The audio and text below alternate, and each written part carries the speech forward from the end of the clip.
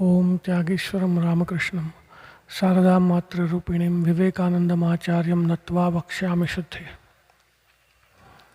In this Narada Bhakti Sutra, we have been discussing the Apara Bhakti, so to say. Para Bhakti is Parama Prema Rupa, of the form of supreme love. And the next is Apara Bhakti. Now, Narada Maharshi has, so to say, divided this Apara Bhakti in two stages. Prema and Gauni. These are the two stages. Prema and Gauni Bhakti.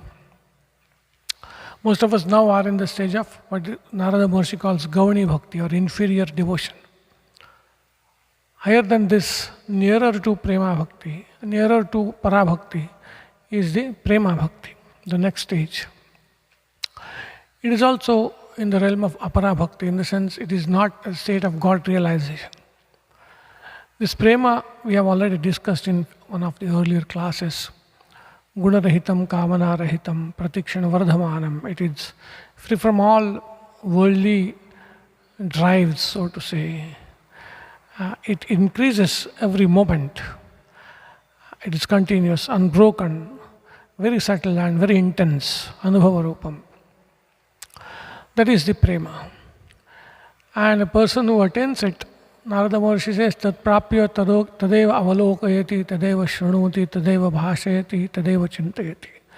A person who has attained to this Prema, he or she listens only of God, sees only God, talks only of God, and thinks only of God. So to say, that person is swept off his or her feet in that love of God. This is the Prema that Narada Maharshi talks of. So to say, the end of Apara Bhakti. And what we practice now is Gauni Bhakti, inferior devotion, so to say. So this Prema is our goal. See, our immediate goal, so to say. So in a journey, there is one final destination, but there is always an immediate destination towards which our efforts are directed. And it becomes easier to direct our efforts if we have some immediate goal. This final goal is always very far. So unless we have an immediate goal, it's a bit difficult to marshal our resources. So for us, this attainment we can call it, of Prema is the immediate goal. This Prema cannot be practiced. It just springs in our heart. It is not something that is to be practiced. It is akin to what Jnanis call Jnananishtha, the abidance in a state of knowledge. It is akin to that, this Prema, attainment of Prema. It springs in our hearts. And it is a state where, it's like a river. It has reached a stage where it has got depth and direction. And all the initial ups and downs are behind. And now it's only a question of time before the river reaches sea. So it is that kind of stage in this path of devotion, in the spiritual path. Presently we have this Prema in our heart. It has to spring, it has to sprout. We need to protect the ground of our heart now, so that the Prema can sprout, Prema can spring. So if the cows are stray animals, they walk on a ground which is prepared, on which seeds have been sown. You say he allows stray animals to trample on it. The seed will not sprout. If the weeds grow, the seeds will not sprout. If we don't water and manure, the seeds will not sprout. So this kind of taking care has to be done for our soil of our heart. And that's what he says, Vishet Tyagat, Sangat Tyagat, and Avyavritta Bhajanat. The Vishet Tyaga, Sangat Tyaga, that is protecting it from stray animals and weeds. And Avyavritta Bhajana is like watering and manuring. We can say that. So with that, we have to protect the soil of our heart, so that the sprout of Prema will grow. The seed of Bhakti will grow into sprout of Prema, so to say. So we have to be careful. We have not attained to this state of Prema. We have to protect our heart. This was, so to say, the prema. And then Narada gives the description of Gauni Bhakti. Most of us belong to, we are at this stage in our spiritual life. So he says, Gauni Tridha Guna Bhedat Arta Dhivedat Va Uttarasmat Purva Purva Shreyaya Bhavati. So he says, Gauni is of three types. Guna Bhedat, based on the gunas or based on the artha, etc. So two ways of differentiating the Gauni Bhakti, so to say. One is based on the gunas, or the way Bhakti manifests itself, the nature. And the other is based on the purpose, the motive. And he says, Uttarasmat Purvashreyaya Bhavati. So the earlier one is higher than the later one. Now, three are there. Earlier one higher than the later one. And this higher or lower is from the standpoint of their proximity to prema and parabhakti. So from that standpoint, Sattvika Bhakti. Guna Bhedat is Sattvik Bhakti, Rajasic Bhakti and Tamasika Bhakti. And Arthati Bhedat is Artha Bhakti, Jignasu Bhakti and Artharthi Bhakti. Bhakti of an Artha, Bhakti of a Jignasu and Bhakti of an Artharthi. These are from Gita. And Sattva Rajas Tamas are in all places. All scriptures have this distinction of qualities, so to say. So Sattvika Bhakti is higher than Rajasika Bhakti. Rajasika Bhakti is higher than Tamasika Bhakti. Or Artha Bhakti, the Bhakti of an Artha, is higher than the Bhakti of a Jignasu, and that again is higher than the Bhakti of an Artharthi. So Sattvika Bhakti we discussed in our last class. So there is no show in Sattvika Bhakti. It comes to that mind, that person will follow, and there is no knowledge. So superstitions and that kind of black magic and whatever you call it. So there is absolutely lack of knowledge. That is Tamasika Bhakti. And of course, Sattvik Bhakti is higher than the Rajasic, and Rajasic is higher than the Tamasic. There is one description that was given. And then Artha, Jignyasur, Artharthi. Here we'll have to understand, because Narada has said the earlier one is superior to the later one. This Artha we have to accept as a person who is miserable, who is kind of pained at his or her separation from God. So that Vyakulata, what Sri Ramakrishna calls, that Vyakulata, that yearning, that is what made this person Artha, miserable. And of course that stage is higher than the stage of a Jignasu, where Jignasu is trying to know God. Jignasu wants to know God, and hence he or she loves God. So that bhakti, there is Artata is not there, Jignasa is there. And the last is Artharthi, where that person wants something from God. Something means everyone wants something from God, but that person wants something material from God. My job, promotion, these, that, so many things. So that is the Artharthi Bhakti. And Narada Maharshi says this Artha Bhakti, Bhakti of an Artha, is higher than the Bhakti of a Jignasu, and that is higher than the Bhakti of the Artharthi. So that is how the description of Gauni Bhakti, so to say, ends. Now, after having completed this description on Prema Bhakti, on Prema and Gauni Bhakti, these two stages of Apara Bhakti, so to say, both are within the realm of Apara Bhakti. We have to understand. Para Bhakti is the goal, and that is the state of God realization.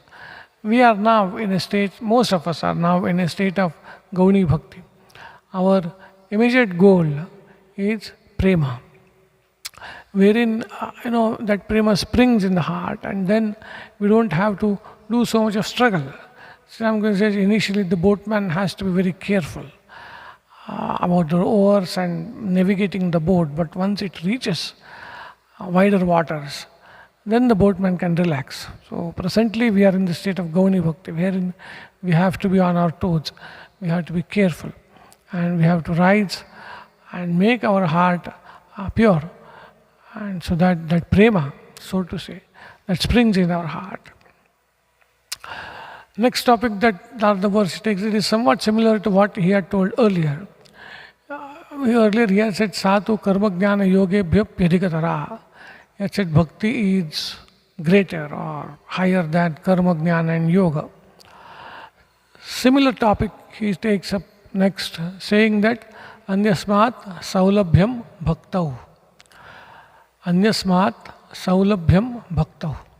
In bhakti, there is convenience, so to say, sulabhata, saulabhya, compared to other yogas. We have to understand. He has not said yogas, he has just said anyasmat, compared to in other places, compared to in other paths, so to say. In bhakti path, there is convenience, there is ease, compared to in other paths. That is the sutra. Now this is, you say again, Narada Maharshi has said this, and Sri Ramakrishna also says, and most of the scriptures say that bhakti is the easiest. Now, Sri Ramakrishna also says it's not that easy. He has given that warning also. It's not that easy. But yes, compared to other paths, it is easy. And it is not very difficult to find out why bhakti is easier than other paths. Mainly here, the commentators, they give the comparison between Raja Yoga or the Dhyana Yoga or Patanjali's Yoga and the Jnana Marga, Vichara Marga, and the traditional Karma Yoga, which in performance of scriptural rites and all that, in a spirit of detachment. So compared to these three, this bhakti is easier, and most of us are bhaktas, and we should really be thankful to God that He has brought us on this path. We say, why is bhakti easier? The first reason is there is no criteria, there is no eligibility criteria in bhakti. In any other path, there is definitely, every path has its own specific criteria of eligibility. One who can undertake that particular path successfully. Unsuccessfully, anyone can undertake. But who can successfully undertake a path? For that, every path will have its criteria, and some of those criteria cannot be easily met by one and all. So first thing is they will need a very good body, physique, healthy person, healthy body, healthy mind. Then Jnana Yoga will need a very keen intellect, so to say. Like that, every yoga will have its own criteria of eligibility. But in bhakti, there is no such criteria. Even good physique is not a criteria. You have to love with the heart. So even good physique is not a criteria. And about your education and keen intellect and reading of the scriptures, and none of that comes as a criteria in the path of bhakti. So bhakti is open to all, so to say, and hence anyasmat saulabhyam bhakta. Secondly, there are a lot of preparations, so to say, procedures, processes one has to follow, especially in Jnana Yoga and Raja Yoga. The Raja Yoga, you have to follow that yama, niyama, asana, pranayama before you reach to dharana, dhyana, samadhi. So many preparations one has to undergo. In Jnana Yoga also one has to read, understand, before actually one can practice the core practice of Shravana, Manana, Nididhyasana. And Shama, Dhamma, all those one has to follow. Even in Karma Yoga, traditional Karma Yoga, one has to know the procedures and gather all things and then perform those rites and rituals. So all these preparations are there in all the yogas. In Bhakti, no such preparations are necessary. So that we are so lucky. We don't understand how lucky we are. Just start loving God, that's it. There is nothing else to be done. There is no preparation required, no preparatory processes, so to say. No such kind of sadhanas. Start loving God. You don't need any preparation to love someone, to love God. So these preparations are not there in Bhakti Yoga. So hence, again, Narada Maharshi says, Anyasmat Saulabhyam Bhakta. Then Bhakti can be performed anytime, anywhere, you see. For practice of Raja Yoga, even Jnana Yoga, and also Karma Yoga. You need a specific place, a specific time. Raja Yoga practice you cannot do in a bazaar, or Jnana Yoga, Shravan, Manan, Nididhyasan, you can't do in a bus stand. Karma Yoga, karma, traditional, these rites and rituals, you cannot perform them anywhere. But there is no time and place for us to develop our love for God. To take name of the Lord, there is no time and place required. We are waiting for the bus, we take the name of the Lord. We pray to God in our heart. We right in the midst of a bazaar. That is practice of Bhakti Yoga. So there is absolutely no restriction of time and place. It is so flexible. And hence, Anyasmat Saulabhyam Bhakto. Narada Maharshi, he is just highlighting how this bhakti is easy and how lucky we are that God has brought us to this path of bhakti. Then one more reason that the acharyas gave is that you don't need to change your lifestyle. Whatever we are doing, we can continue to do that. That is not the case in Raja Yoga, Jnana Yoga and all that. There you have to exclusively spare time for all those activities, for all those pursuits, practice of yogas and all that. But Bhakti Yoga, you don't have to change. The person may, till attainment of Parabhakti, the person may continue to do same thing that he or she was doing from the stages of Gauni Bhakti. Nothing changes. Even from the stages of Artharthi Bhakti, nothing changes. Only that person's prayer will change, that person's attitude will change. Today, that person comes and says, I want this, I want that. Tomorrow, he or she wants to know what is God. Then slowly mind becomes pure, he or she wants God. And the love just keeps on increasing, the external activities are same. Today, that person was doing everything for his or her own personal benefits, self-centered. Tomorrow he or she, her or his attitude changes. Sees everything as belonging to God, performs everything in a spirit of worship unto God. Nothing changes outside. No one knows even outside that such a person is developing within. So there is no need to change the lifestyle. We can continue to do what we have been doing now. There is no need to go anywhere. Nothing.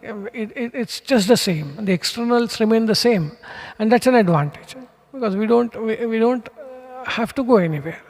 We don't have to change our lifestyle. We don't have to, so to say, completely sever ourselves, sever all our relations.